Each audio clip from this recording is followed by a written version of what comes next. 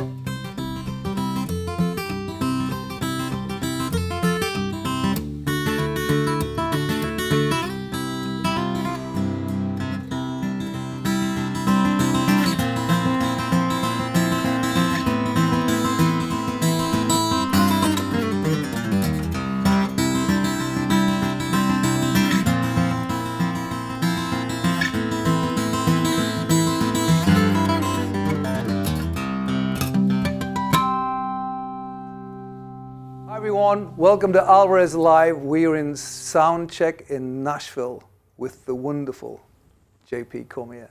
How you doing, mate? It's so good to be in the room with you, finally. Instead of on a screen. After 2.5 years of Skyping each other. True. This is incredible. What a great day.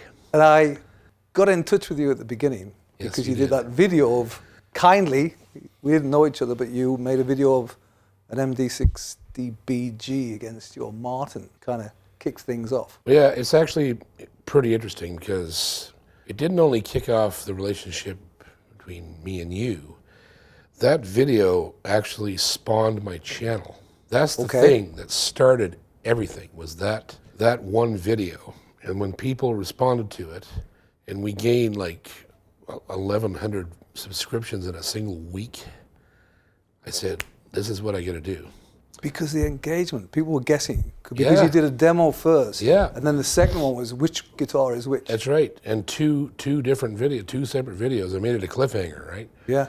And then at that point, it just all became about, my channel became about my love of guitars first, and my second love, which is proving to people that it doesn't have to be a well-known name or a massive price tag to be a tremendous guitar, right?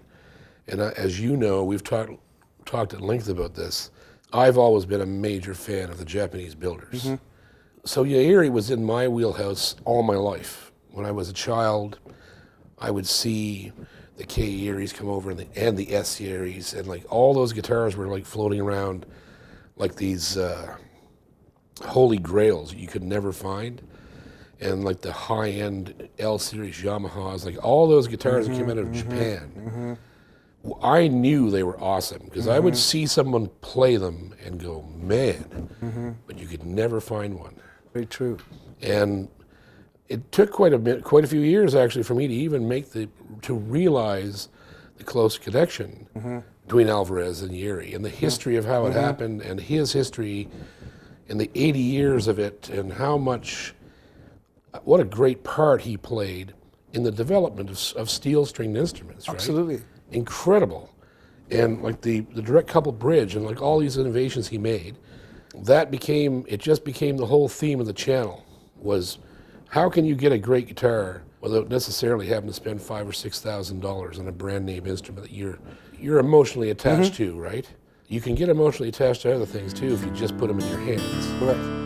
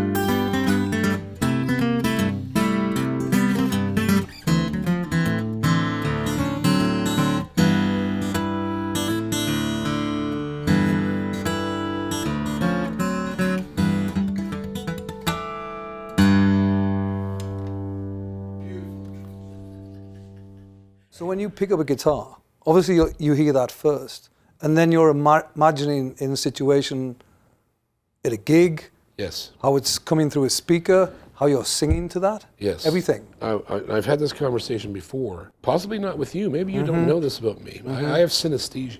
I see sound as colors and shapes. It's actually a mathematician's neurological disorder. They see. Why is it a disorder? Sounds great. It is great, but it's a neurological wiring that not everybody has, and it's usually a mathematician's. They see math. So how does that appeal? So when I play a guitar, I can see notes are a certain color and shape. So when I hear any guitar, I can see it in front of me. So I'm able to play a guitar like that and imagine what it would sound like not only on stage but in different sized rooms, right? As we all know, that becomes a problem when you're playing in a hall of 200 people, or then you're playing in an auditorium of 3,000. You get to know what that sonic profile is. And a lot of these guitars especially, and a lot of the guitars that are going for $2,000 and under, they have a sonic profile that's incredible. They sound 50 years old in the box. So are you seeing different colors? Yes. Per note? Yes. Or a chord is a different? Sometimes I can shut it off. Other times it happens. I can't stop it. So what about when you're playing? Oh yeah, all the time when I'm playing. You got a light show going. That's amazing. I can just close my eye and I can just see it all floating by in a line. From being 5. Yeah. What was the journey? Did you actually start learning to play at 5? Oh yeah, I was playing proficiently at 6. I won my first guitar competition at the age of 9 against adults. Wow. Playing Chet Atkins stuff. Where was that? Ontario, London, Ontario. Did you grow up in London? I was born in London, but we didn't stay there that long. We moved back home to Nova Scotia. Okay. When I was about 10. How did you even know about Chet Atkins? My father brought a record home one day. My brother, Joe, had a guitar, another Japanese instrument, a maruha. Remember those? They were beautiful guitars. They were ornate. You know, the style, that early style, heavy poly finish. It was a beautiful guitar, though. And I used to steal it when he was at work at the gas station. And my father noticed me doing it. So when I was 5, he came home one day from Zellers or Kresge, one of those horrible department stores, with a $69 gut string guitar and an album, a double album called This Is Chet Atkins. He was the only guitar player he knew. He was an old carpenter from Shetty Camp, Cape Breton Island, in the middle of nowhere. I started listening to that record, and by the time I was 12, I had memorized a dozen albums by ear. I could play all those tunes. Then my father had died when I was 8. The whole family, when we moved back to Nova Scotia, ended up living in the same house. So my brothers Joe and Bob, their record collection came in the house. And they had a Doc Watson collection that I didn't know about. So I started putting that on the turntable. I was like, what is that guy doing? And then I was like, wait, he's blind. That's interesting. Maybe it doesn't matter because he can see stuff like I'm seeing it, right? Maybe that's how he does it. So when I was doing those things, I learned to actually rely on the synesthesia more than looking at the neck. Because I felt Doc would probably be doing that because he's blind. I threw my thumb pick away and picked up the flat pick and never looked back. How old were you when you left Canada? 15. Right. I moved Did you go to school? I moved, barely. Yeah. Really? I barely went to school. And you just played so you were playing out when I came to Nashville. teens? When I was 15 years old, with the clothes on my back and my instruments. By that time, I was playing guitar, fiddle, mandolin, banjo, bass, equally well. Right? All stringed instruments are just a translation to me. They're all the same to me in my head. And you see it very quickly. I see them, right? So it doesn't matter. And got a job with a bluegrass gospel band down in Alabama called the Sullivan Family. And I did that for about 5 years. And then I went to work for their uncle, Jerry and Tammy Sullivan, who were produced by Marty Stewart. And they had made a record called The Joyful Noise for the Country Music Heritage Foundation for Emmylou Harris. And Marty was in the band sort of before he had Hillbilly Rock. He wanted to leave the band and become the producer, so I took his place as the mandolin player. And I stayed with that group for 3 years. Touring the whole of the States? All the States, yeah. And I toured the States the whole time, from 15 to 24. I was living on tour buses and sleeping in my car in Nolensville Pike. And actually, I lived on Old Hickory Boulevard here in town, yeah. I was right across the interstate from Waylon Jennings, didn't know it, until we went to play his 54th birthday party. Walked over the street? Yep, and it was right across the highway from my apartment. So those 2 gigs took you to your early 20s? Yes, okay. 24 by the time I left here. Yeah. And it was how Jerry and Tammy were the ones who put me in touch with all my heroes here. And what were you playing in those gigs? Well, in the original Sullivan Family, I was playing mandolin and some banjo and some guitar. But Jerry was a very Mando-centric band. I played mostly Mando, some guitar, some banjo. Traditional stuff, bluegrass stuff? Original bluegrass gospel. It was all written by Marty and Jerry. Like, they were Grammy nominated. So they were a very good band. So we were running in those circles. I eventually ended up meeting all my heroes, and playing with them. Earl Scruggs. That's how I met Chet and Waylon and Marty and Vince Gill and all. Carl Jackson's still a close friend of mine. What was really incredible, and I still get kind of teary-eyed thinking about it, especially when I come to Nashville and I think about everything I just did here. Chet was one of the people that helped get me a work permit here. He wrote a letter to the government for me, and it was way kinder than it should have been. He spearheaded the whole thing. Him and Waylon and Marty and Earl and a bunch of them got together, and they wrote these letters of recommendation to the government for me, and I was able to get a permanent residence. That's amazing. Yeah. So I never forgot that. And Chet was always so nice to me, and one of the driest, funniest. Oh my God, he was funny. He was just hilarious. Never crack a smile. It'd just tear you down. He'd just be looking at you. Dry. Yeah, dry as a cracker.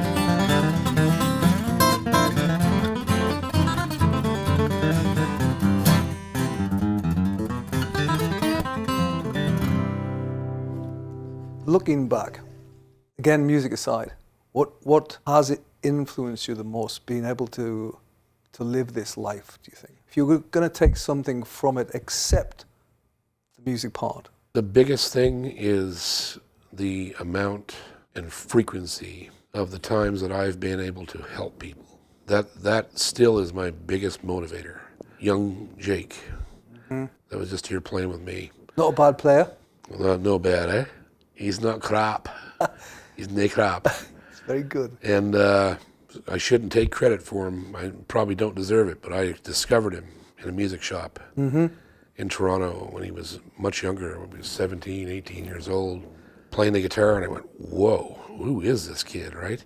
I just made sure I kept talking about him, right?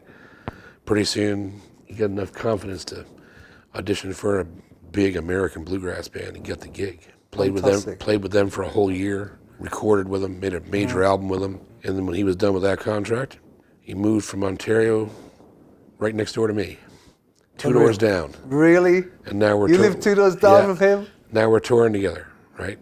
And just people that I've met in my life that I really felt deserved a hand up.